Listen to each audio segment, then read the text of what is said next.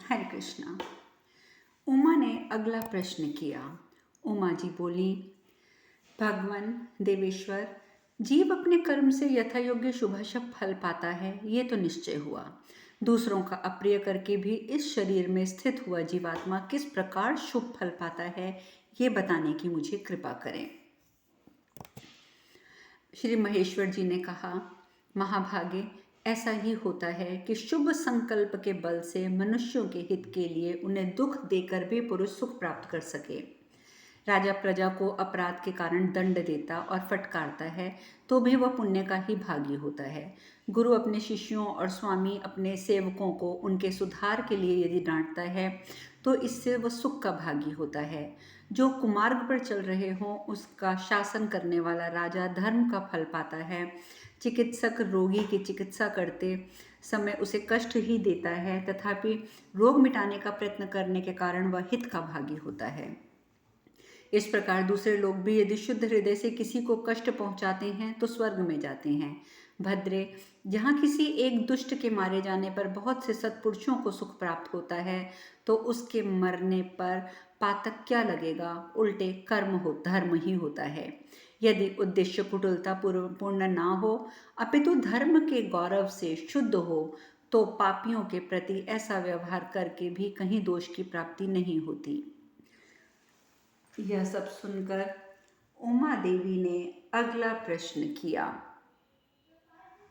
उमा ने पूछा, इस जगत में रहने वाले 4 प्रकार के प्राणियों को ज्ञान कैसे प्राप्त होता है? महेश्वर जी ने कहा, देवी, ये जगत स्थावर और जंगम के भेद से 2 प्रकार पाया जाता है। इसमें प्रजा की क्रमशः 4 योनियां हैं, जरायुज, अंडज, स्वेदज और उद्दज। इसमें से वृक्ष, लता, वल्ली, तृण आदि उद्विज कहलाते हैं। डांस और जूं आदि कीट जाति के प्राणी स्वेदज कहलाते हैं। जिनके पंख होते हैं और कान के स्थान पर एक छिद्र मात्र होता है, ऐसे प्राणी अंडज माने जाते हैं। पशु, व्याल और मनुष्य, इन्हें जरायुज कहा जाता है। इस तरह आत्मा इन 4 प्रकार की जातियों का आश्रय लेकर रहता है। प्रिय, पृथ्वी और जल के संयोग से उद्विज प्राणियों की उत्पत्ति होती है। स्वेदज जीव सर्दी और गर्मी के संयोग से जीवन ग्रहण करते हैं। क्लेद और बीज के संयोग से अंडज प्राणियों का जन्म होता है और जरायुज प्राणी रज, वीर्य आदि से जीवन प्राप्त करते हैं। देवी, अब एकाग्रचित होकर तम की उत्पत्ति सुनो। लोक में 2 प्रकार का तम बताया गया है, रात्रि का और देह जनित। लोक में ज्योति और तेज के द्वारा रात्रि का अंधकार नष्ट हो जाता है, परंतु जो देह जनित तम है वह संपूर्ण ज्योतियों के प्रकाशित होने पर भी शांत नहीं होता। लोककर्ता पितामह ब्रह्मा जी को जब ये तम का नाश करने वाला कोई उपाय नहीं सूझा तब वे बड़ी भारी तपस्या में बैठ गए। तपस्या करते समय उनके मुख से 6 अंगों और उपनिषदों सहित 4 वेद प्रकट हुए। उन्हें पाकर ब्रह्मा जी बहुत प्रसन्न हुए। उन्होंने लोक के हित की कामना से वेदों के ज्ञान द्वारा ही देह जनित घोर तम का नाश किया।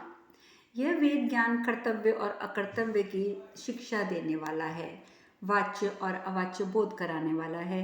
यदि संसार में सदाचार की शिक्षा देने वाली श्रुति ना होती तो मनुष्य भी पशुओं के समान ही मनमानी चेष्टा करने लगते। वेदों के द्वारा ही यज्ञ आदि कर्मों का आरंभ किया जाता है। यज्ञ फल के संयोग से देवलोक की समृद्धि बढ़ती है। इससे देवता मनुष्यों पर प्रसन्न होते हैं। इस प्रकार पृथ्वी और स्वर्ग लोक दोनों एक दूसरे की उन्नति में सदा सहयोगी होते हैं। अतः तुम ये अच्छी तरह समझ लो कि वेद ही धर्म की प्रवृत्ति द्वारा संपूर्ण जगत को धारण करने वाला है। जीवों के लिए इस त्रिलोकी के ज्ञान से बढ़कर दूसरी कोई वस्तु नहीं है। संपूर्ण वेदों का यथार्थ ज्ञान प्राप्त करके द्विज कृत्य हो जाता है और साधारण मनुष्यों की अपेक्षा ऊंची स्थिति में पहुंचकर देवताओं के समान प्रकाशित होने लगता है। जैसे हवा बादलों को उड़ाकर छिन्न भिन्न कर देती है, उसी प्रकार वेद जन शास्त्र ज्ञान, होम, क्रोध, भय, दर्प और बौद्धिक अज्ञान को भी शीघ्र ही दूर कर देता है। ज्ञानवान पुरुष के द्वारा किया हुआ थोड़ा सा धर्म भी महान बन जाता है और अज्ञान पूर्वक किया हुआ महान धर्म भी निष्फल हो जाता है। उमा ने पूछा, भगवान, कुछ मनुष्यों को पूर्व जन्म की बातों का स्मरण होता है, वे किस लिए पूर्व शरीर के वृतांत को जानते हुए जन्म लेते हैं? श्री महेश्वर ने कहा, देवी मैं तुम्हें तत्व की बात बता रहा हूँ, एकाग्रचित होकर सुनो। जो मनुष्य सहसा मृत्यु को प्राप्त होकर फिर सहसा जन्म ले लेते हैं, उनका पुराना अभ्यास या संस्कार कुछ काल तक बना रहता है। इसीलिए वे लोक में पूर्व जन्म की बातों से के ज्ञान से युक्त होकर जन्म लेते हैं। पूर्व जन्म का स्मरण करने वाले जाते स्मर कहलाते हैं। फिर ज्यों ज्यों वे बढ़ते हैं त्यों त्यों उनकी स्वप्न जैसी व पुरानी स्मृति नष्ट होने लगती है। ऐसी घटनाएं मूर्ख मनुष्यों को परलोक की सत्ता पर विश्वास कराने के कारण बनती है। उमा ने पूछा, भगवान कोई मनुष्य मरने के बाद भी फिर उसी शरीर में लौटते देखे गए हैं, इसका क्या कारण है? भगवान ने कहा, शोभने मैं कारण बताता हूँ। प्राणी बहुत हैं और मृत्यु काल आने पर सभी का अपने प्राणों से वियोग हो जाता है। धार्मिक यमदूत कभी कभी कई मनुष्यों को एक ही नाम का होने के कारण मोहवश एक के बदले दूसरे को पकड़ ले जाते हैं, परंतु यमराज निर्विकार भाव से दूतों के द्वारा किए गए और नहीं किए गए सभी कार्यों को जानते हैं। अतः संयमिनी पुरी में जाने पर भूल से गए हुए मनुष्य को एकमात्र यमराज फिर छोड़ देते हैं और वे अपने प्रारब्ध कर्म का शेष भाग भोगने के लिए पुनः लौट आता है। वे ही मनुष्य लौटते हैं जिनका कर्म भोग समाप्त नहीं हुआ होता।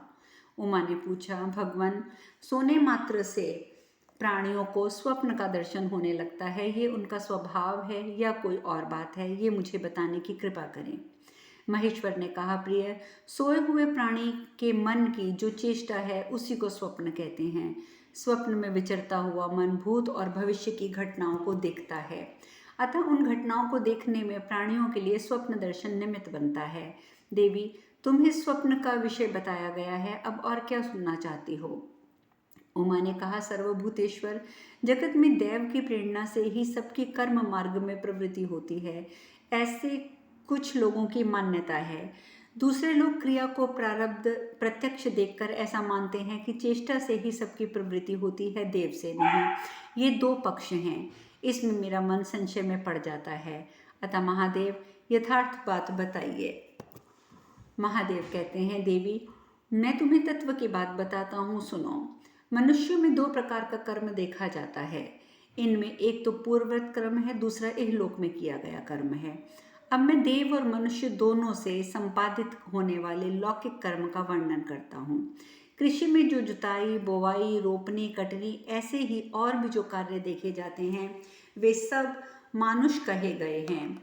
देव से उस कर्म में सफलता और असफलता होती है, मानुष कर्म में बुराई की बुराई भी संभव है।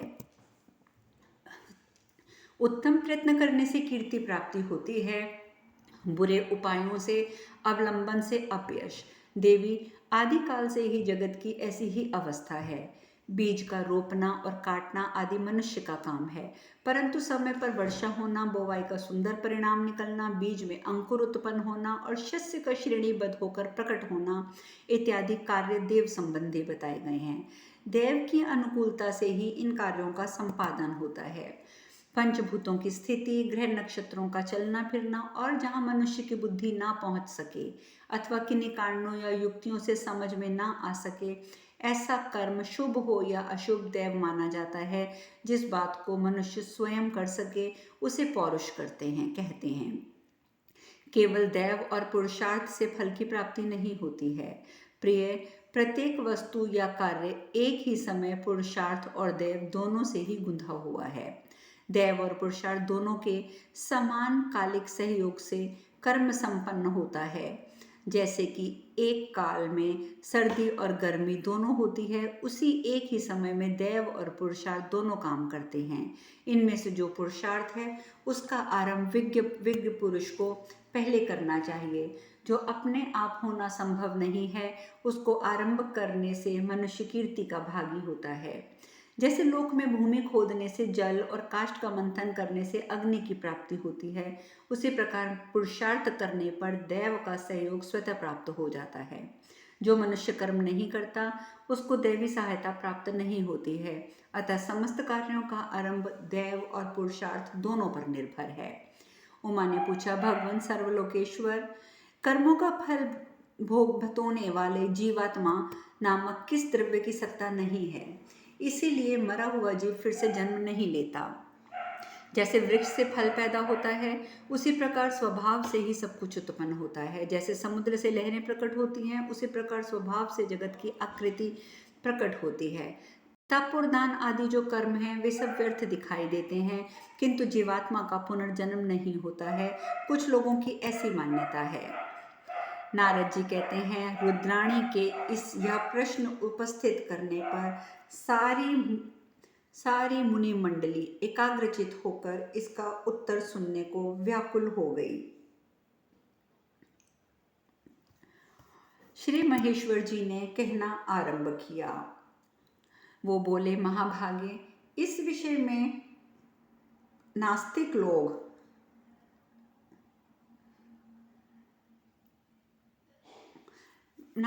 जो कुछ कहते हैं वह ठीक नहीं है। यह तो कलंकित शास्त्रद्रोही पुरुषों का मत है। मैंने पहले तुमसे जो कुछ कहा है वह सारा विषय शास्त्र सम्मत और अनुभूत है। तभी से मनुष्यों में जो विद्वान पुरुष हैं वेद शास्त्र का आश्रय ले परिग जैसी कामनाओं का उच्छेद करके धैर्यपूर्वक उत्तम आसन लगाए ध्यान मग्न रहते हैं, वे कर्मों का फल प्रत्यक्ष देखते हुए स्वर्ग लोक में जाते हैं। इस प्रकार परलोक में श्रद्धा जनित महान फल की प्राप्ति होती है। जो अपना हित चाहते हैं उन पुरुषों के लिए बुद्धि, श्रद्धा और विनय ये कारण हैं। अतः कुछ ही लोग उक्त साधन से संपन्न होने के कारण स्वर्ग आदि पुण्य लोकों में जाते हैं। दूसरे लोग उन साधनों से हीन होने के कारण नास्तिकता का अवलंबन करते हैं। वेद द्विद्वेषी, मूर्ख, नास्तिक, अदृढ़ निश्चय वाले, क्रियाहीन तथा अनार्थियों को बिना कुछ दिए ही घर से निकाल देने वाला पापी मनुष्य अधम गति को प्राप्त होता है। पुनर्जन्म नहीं होता है या होता है, इस विषय में बड़े बड़े विद्वान मोहित हो जाते हैं। वे सैकड़ों युक्तिवादों द्वारा भी उसे सर्वथा समझ नहीं पाते। यह ब्रह्मा जी के द्वारा रचाई माया है, जिसे देवता और असुर भी बड़ी कठिनाई से समझ पाते हैं। फिर दूषित बुद्धि वाले मनुष्य यदि इस लोक के विषय में जानना चाहें तो कैसे जान सकते हैं। देवी, केवल वेद में पूर्णता श्रद्धा करके परलोक एवं पुनर्जन्म होता है ऐसा मानना चाहिए। इससे आस्तिक मनुष्य का हित होता है। देवी, देव संबंधी जो जो दूसरे गुह्य विषय हैं उनमें युक्तिवाद नहीं होता। जो अपना हित चाहने वाले हैं उन्हें इस विषय में अंधे और बहरे के समान बर्ताव करना चाहिए, अर्थात नास्तिकों की ओर ना देखें ना उनकी बातों को सुने। देवी, ये ऋषियों के लिए गोपनीय तथा प्रजा के हित के विषय में तुम्हें बताया गया है। उमा ने पूछा, भगवान, यमदंड कैसा होता है तथा यमराज के सेवक किस किस तरह के होते हैं? मृत प्राणी यमलोक कैसे आते जाते हैं? यमराज का भवन कैसा है तथा ये प्रजा वर्ग को किस तरह दंड देते हैं? महादेव, मैं ये सुनना चाहती हूँ। माहेश्वर ने कहा, कल्याणी देवी, तुम्हारे मन में जो जो पूछने योग्य बातें हैं उन सब का उत्तर सुनो। दक्षिण दिशा में यमराज का विशाल भवन है। बहुत ही विचित्र, रमणीय, नाना प्रकार के भावों से युक्त पितरों, प्रेतों और यमदूतों से व्याप्त है। कर्मों के अधीन हुए बहुत से प्राणियों के समुदाय उस यमलोक में भरे हुए हैं। वहाँ लोकहित के लिए तत्पर रहने वाले यम पापियों को सदा दंड देने के लिए निवास करते हैं। वे अपनी माया शक्ति से सदा प्राणियों के शुभ कर्म को जानते हैं और माया के द्वारा ही जहाँ तहाँ से प्राणी समुदाय का संहार कर लाते हैं। उनके मायावश पाश हैं जिन्हें न देवता जानते हैं न असुर। फिर मनुष्यों में ऐसा कौन है जो उन यमदेव के महान चरित्र को जान सके? इस प्रकार यमलोक में निवास करते हुए यमराज के दूत जिनके प्रारब्ध कर्म क्षीण हो जाते हैं उन प्राणियों को पकड़कर उनके पास ले जाते हैं। जिस किसी निमित्त से वे प्राणियों को ले जाते हैं वह निमित्त वे स्वयं बना लेते हैं। जगत में कर्मानुसार उत्तम, मध्यम और अधम 3 प्रकार के प्राणी होते हैं। यथा योग्य उन सभी प्राणियों को लेकर वे यमलोक में पहुंचाते हैं। धार्मिक पुरुषों को उत्तम समझो, वे देवताओं के समान स्वर्ग के अधिकारी होते हैं। जो अपने कर्म के अनुसार मनुष्यों में जन्म लेते हैं वे मध्यम माने जाते हैं। जो नराधम पशु पक्षियों की योनि और नरक में जाने वाले हैं वे अधम कोटि के अंतर्गत आते हैं। सभी मरे हुए प्राणियों के लिए 3 प्रकार के मार्ग रखे गए हैं, एक रमणीय, दूसरा निराबाद और तीसरा दुर्दश। जो रमणीय मार्ग है वह ध्वजा पताकाओं से सुशोभित और फूलों की मालाओं से अलंकृत है। उसे झाड़ बुहार करके ऊपर का जल छिड़काव किया जाता है। वहाँ धूप की सुगंध छाई रहती है।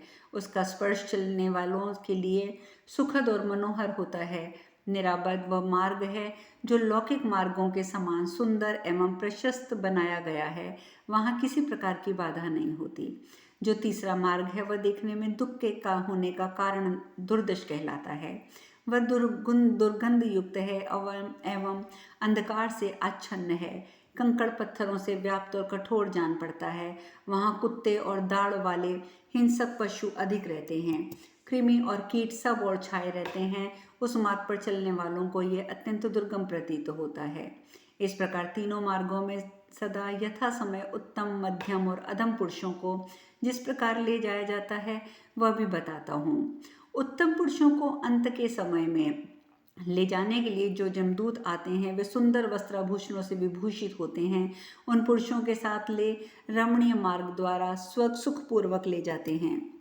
मध्यम कोटि के प्राणियों को मध्यम मार्ग के द्वारा योद्धा का वेश धारण किए हुए यमदूत अपने साथ ले जाते हैं तथा चांडाल वेश का धारण करके अधम कोटि के प्राणियों को पकड़कर उन्हें डांटते फटकारते और पाशों द्वारा बांधकर घसीटते हुए दुर्दश नामक मार्ग में ले जाते हैं। इस प्रकार त्रिविध प्राणियों के लिए उन्हें यमलोक पहुंचाया जाता है।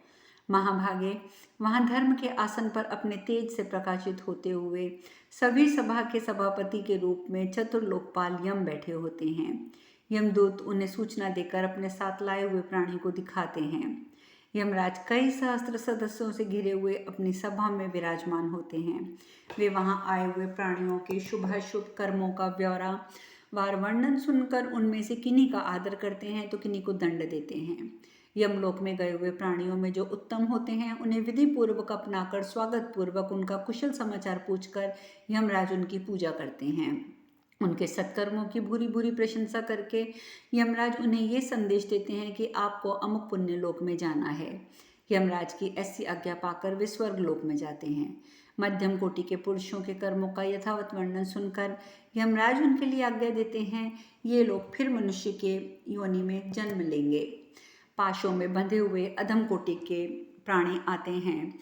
यमराज उनकी ओर आंख उठाकर भी नहीं देखते। चांडाल के समान दिखाई देने वाले भयंकर दूत ही लोकपाल यम की आज्ञा से उन पापियों को यातना के स्थान पर ले जाते हैं।